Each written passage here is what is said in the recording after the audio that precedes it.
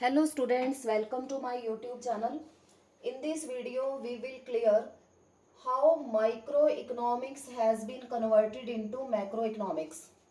So do subscribe the channel to see what is the difference between classical school or Keynesian school and such type of many more videos related to micro or macroeconomics. So let us start. The main characters of classical school was Adam Smith, Marshall, Ricardo, Malthus, J.S. Mills, J.B. Sayes. These were the main economists of classical school. Marshall was the successor of Adam Smith. During the lifetime of Adam Smith, he didn't know that he was the father of economics. After his death, Marshall published his thesis and brings a revolution in the world because Adam Smith he has separated economic activities from political activities and brings about a new subject that was economics. And similarly, Pigou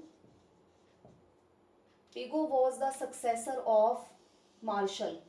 He also do the same things as Marshall do for Adam Smith. He published many theses of Marshall, which Marshall didn't publish during his lifetime. So, we can say that the classical school was based on the concept of long period theories, long period, and the time period was 1776 to 1930 till depression.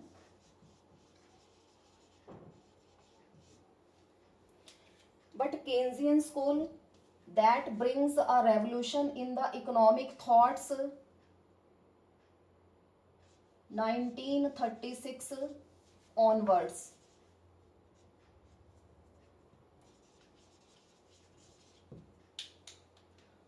G.M. Keynes, a British economist, he brings a revolution in economic thoughts by publishing his book. In 1936, he published his book, The General Theory of Employment, Interest, and Money. It brings a revolution in economic thoughts because it changes all the concepts of classical school, and he believes in short period theories. Now let us see what was the concept of classical school. Classical school was based upon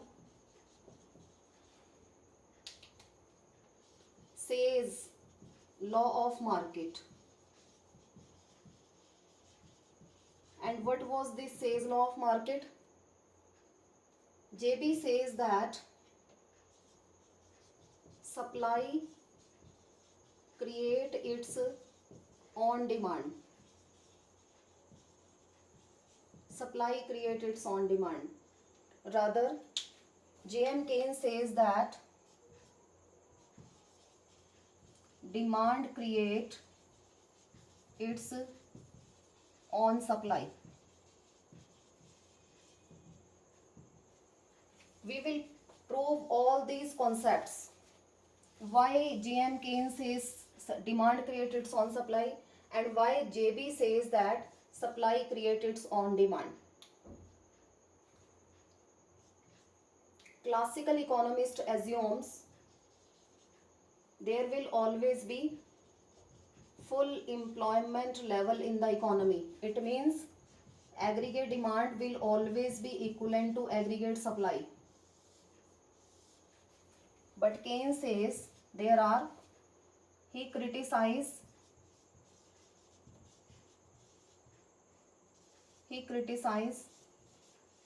classical concepts and says there are three equilibrium levels in the economy. Number 1, AD is equal to AS, full employment. Number 2, aggregate demand is greater than aggregate supply. This is the situation of excess demand. And number 3, aggregate demand is less than aggregate supply. This is the situation of deficient demand. He says that mainly economy survive in this situation. This is the main situation in the economy, and this is a exceptional situation. Mostly economy there will be a disequilibrium in the economy. This represents disequilibrium. Now what happens, how classical theories, first of all we will clear which was the concept of classical theory. Classical economist says that according to Say's law of market, there will always be full employment level in the economy. Number 1. Number 2, general unemployment is impossible in the economy. Number 3, general overproduction is impossible because due to barter system was applicable in the economy. Barter system means when goods were exchanged from goods only. Then number 4,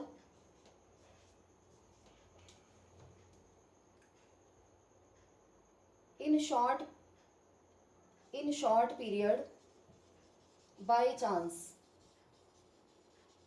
if there will be a situation of disequilibrium,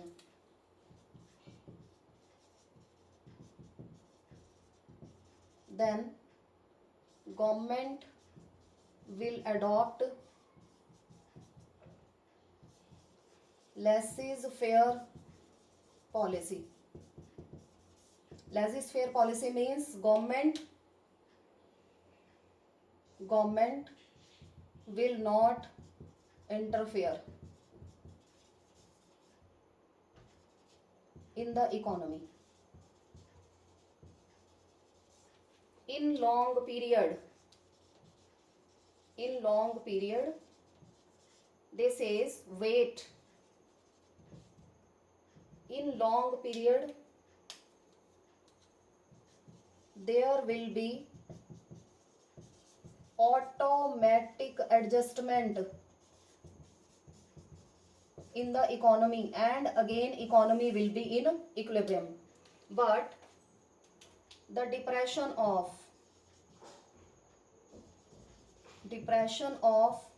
1929-30s, which was due to industrial revolution in Europe.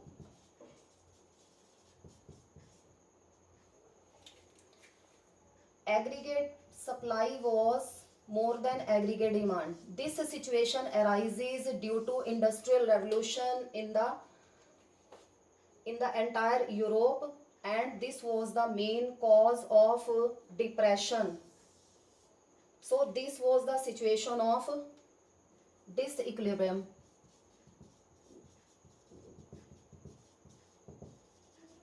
So economy waits and waits that there will be any type of automatic adjustment in the economy, and again there will be equilibrium position. It means aggregate demand will be equal to aggregate supply, but all in vain. There was no result.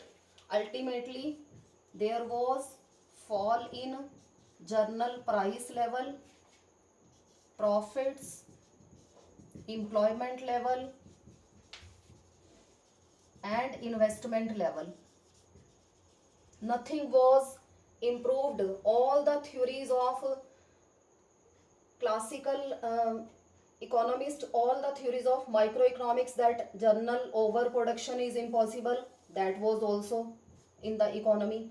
Journal unemployment is impossible, unemployment was also there. So every type of disequilibrium was there, and we can't come out from this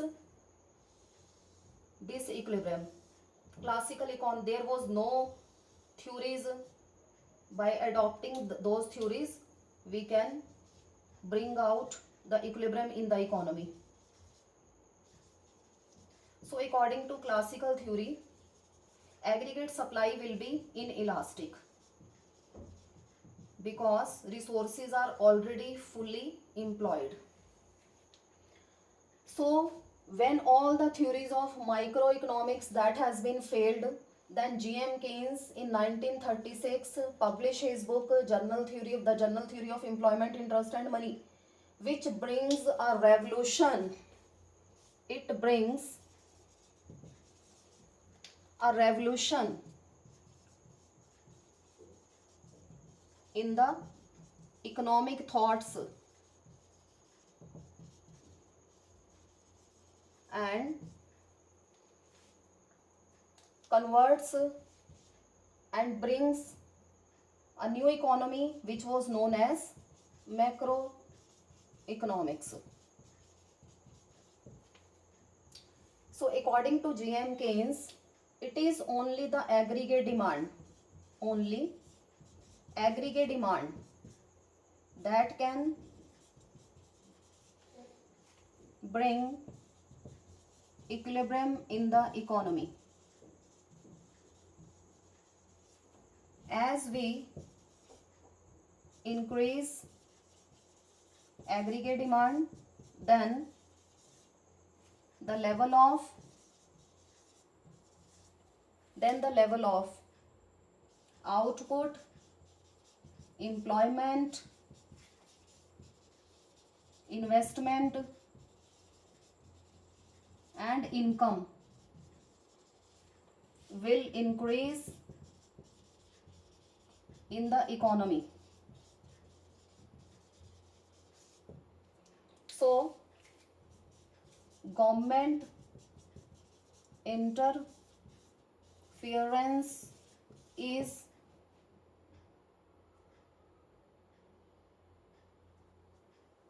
must. So government can remove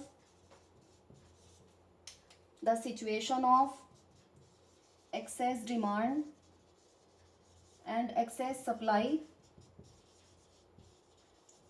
through